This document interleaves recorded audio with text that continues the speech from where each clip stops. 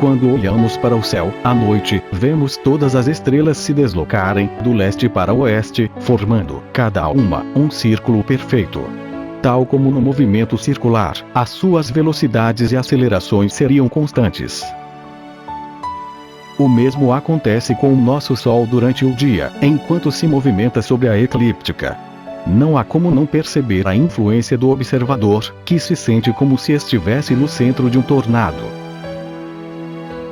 Somos nós que repassamos o movimento do planeta para o Sol, e para as outras estrelas, pois elas continuam relativamente imóveis na abóbada celeste. Não há também como não desconfiar da luz, que utilizamos para descrever o movimento circular das estrelas, pois o movimento real da Terra, em torno do Sol, forma uma elipse ao longo do tempo, e não um círculo. Ao contrário do movimento elíptico, no circular não existem os movimentos cíclicos, de aproximação ou de afastamento. É como se esse tipo de movimento descrevesse um estado de repouso e de equilíbrio estático. Alguém está faltando com a verdade. Se você deixasse de olhar para as estrelas, e se concentrasse na observação da estrutura atômica, iria constatar que o quadro é exatamente o mesmo. Os elétrons parecem girar em torno do núcleo do átomo, com velocidade e aceleração constantes. Devido à imensa diferença entre as massas dos elétrons e a do núcleo, o centro de massa permanece junto ao último. Por isso, a ciência considera que o núcleo permanece imóvel sobre o centro, enquanto as outras partículas subatômicas giram ao seu redor, em movimento circular. A conclusão imediata se extrai de um ponto comum. Tanto a observação da abóbada celeste, quanto a da microestrutura, dependem da luz que as partículas emitem ou refletem. O problema está no observador. Mas, isso tem uma vantagem. A observação permite que se possam unificar esses dois extremos da matéria. Os problemas que escondem o movimento elíptico, e o apresentam como sendo circular e uniforme, são idênticos na micro e na macroestrutura do universo. Como se poderia resolver esse enigma? A sugestão do autor é que busquemos as causas naquela que seria a responsável por nos entregar as informações, deixando todo o resto de lado. Veja bem. Para avistarmos uma partícula como um elétron, precisamos antes iluminá-la. O elétron é visto, então, com uma fração de atraso. Também a luz é que nos permite ver uma estrela distante. Embora o atraso na comunicação da existência de uma estrela seja aparentemente muito maior, esse tempo de espera desaparece na prática, e se iguala ao do elétron. As infinidades se tornam iguais, em todos os níveis da matéria, quando se trata de observação. Um forte indício do que foi dito é que precisamos que a luz da estrela já tenha nos alcançado. Caso contrário, ela não poderia ser avistada no céu noturno. Esse deslocamento do marco zero do tempo, da posição das estrelas para nossa posição na Terra, é real para nós, mesmo que não se coadune com a realidade física. A luz atuaria a exemplo de um mensageiro. Com isso, o espaço perderia o seu poder de comunicação, ficando na dependência da luz. Isso explica o atraso e a impossibilidade de vermos as partículas em tempo real.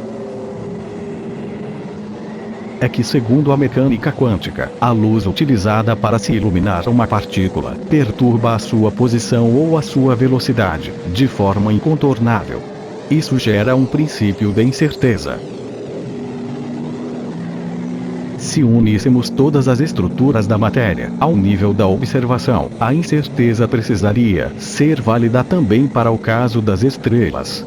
De fato, quando uma estrela pudesse ser avistada depois de muitos anos, pela luz que ela teria emitido, essa luz nos descreveria um ponto virtual do espaço, que teria sido ocupado pela estrela no passado.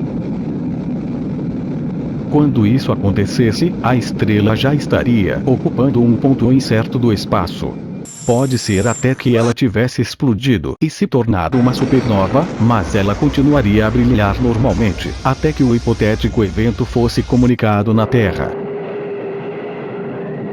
É possível que o movimento relativo que observamos no céu noturno seja da responsabilidade do mensageiro do espaço. A ciência atesta isso quando nos diz que não existe movimento absoluto. Isso é complicado, pois sugere que o universo, na sua origem, seria estático.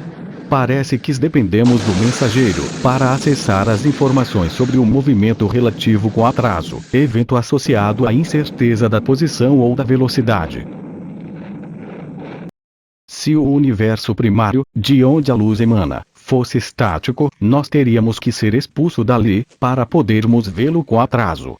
Assim, o tempo é que estaria nos separando da realidade. Mas, o tempo tem todas as características de uma ilusão. O atraso, que nos impede de ver uma estrela instantaneamente, não pode ser medido diretamente. Assim, por conta da preguiça do mensageiro, o futuro se confunde com o presente. É que você estaria olhando para o presente com atraso, o que gera outra ilusão, a do tempo no passado. Veja a confusão. O passado não existe mais, e o futuro ainda não chegou.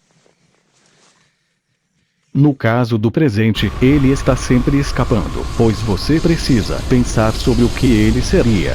A consulta aos arquivos da sua memória demanda tempo. Assim, quando você chegar a uma conclusão sobre o presente, já estará olhando para o seu próprio passado. O comportamento do mensageiro do espaço poderia explicar o que acontece no nível subatômico, desde que quando se tratasse de observação, não importaria qual fosse o nível da matéria considerado. Todo o tipo de matéria dependeria da mesma forma de rastreamento remoto da luz, para ter a sua existência revelada. Assim, o que acontecesse na macroestrutura, teria que ser válido para o nível dos átomos. Quem acompanha os vídeos do autor, já está cansado de ouvir falar no modelo do conjunto massa-mola, e no comportamento harmônico da luz. Mas, não há como evitar dizer, que as fases do movimento harmônico seriam excludentes entre si. Há inúmeros indícios, de que quando os astrônomos tentam pensar sobre o comportamento do espaço, estariam, na verdade, falando do comportamento da luz ou da radiação cósmica. Não temos outra ferramenta para descrever a geometria do espaço. O espaço se curva, porque a luz se curva. Caso contrário, não teríamos como demonstrar a alteração da geometria. Então, a partir daqui, vamos falar do espaço e da luz, como se ambos fossem uma coisa só. A primeira fase do movimento harmônico da luz coincidiria com a fase de esticamento do espaço. A luz se desviaria para o vermelho, e o espaço acompanharia essa polarização da luz, esticando-se e aumentando a sua curvatura. Nesta fase, haveria um predomínio da energia potencial sobre a cinética. A força apontaria no sentido contrário ao do esticamento. Se a curvatura do espaço, ou a sua profundidade, fosse considerada a terceira dimensão, ela tenderia a desaparecer, e o espaço tenderia a retornar para as suas duas dimensões originais, a largura e o comprimento. Como a profundidade do espaço está indelevelmente associada ao tempo, disse que na primeira fase do movimento harmônico do mensageiro, o tempo deveria se contrair, e tender a zero.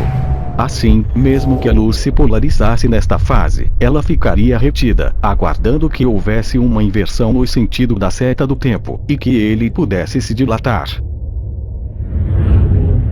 Essa seria a característica da segunda fase do movimento harmônico. Ela nos permitiria descrever a aceleração e o movimento, com atraso.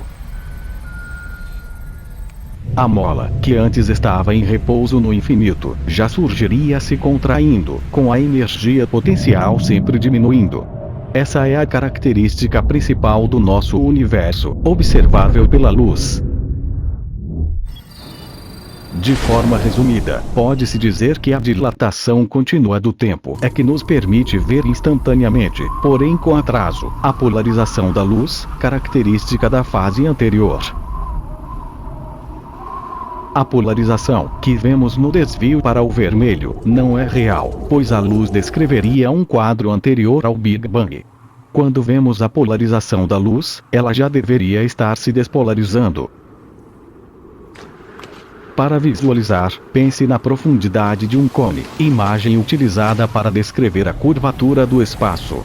Se você desfizesse essa curvatura na primeira fase do movimento harmônico da luz, pela contração do tempo, estaria anulando a sua polarização e achatando esse cone sobre as duas dimensões do espaço.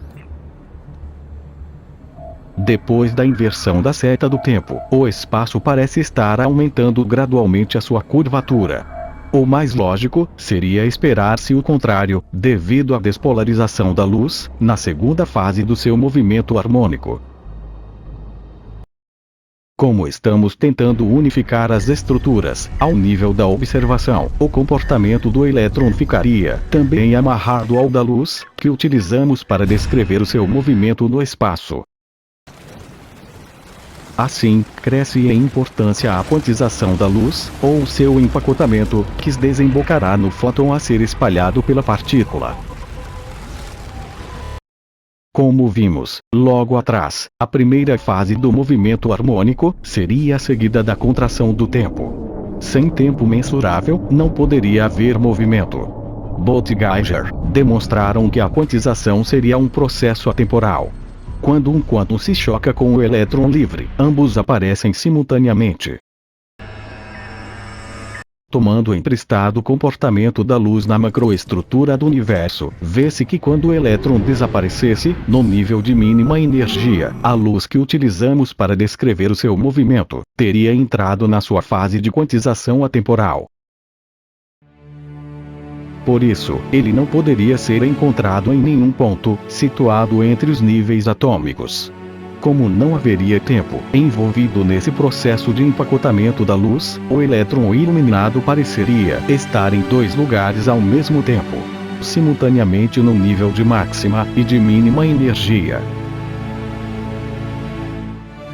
Qual o movimento esperado, e que deveria ser assumido pelo elétron nestas condições? A resposta, você já sabe, é o movimento circular. Por semelhança com a observação das estrelas, pode-se dizer que no átomo, a energia potencial das partículas estaria sempre diminuindo e jamais aumentando. A mola do espaço estaria sempre na sua fase de contração, ou na segunda fase do movimento harmônico da luz. Talvez isso estivesse por trás da estabilidade da estrutura atômica. Quem sabe,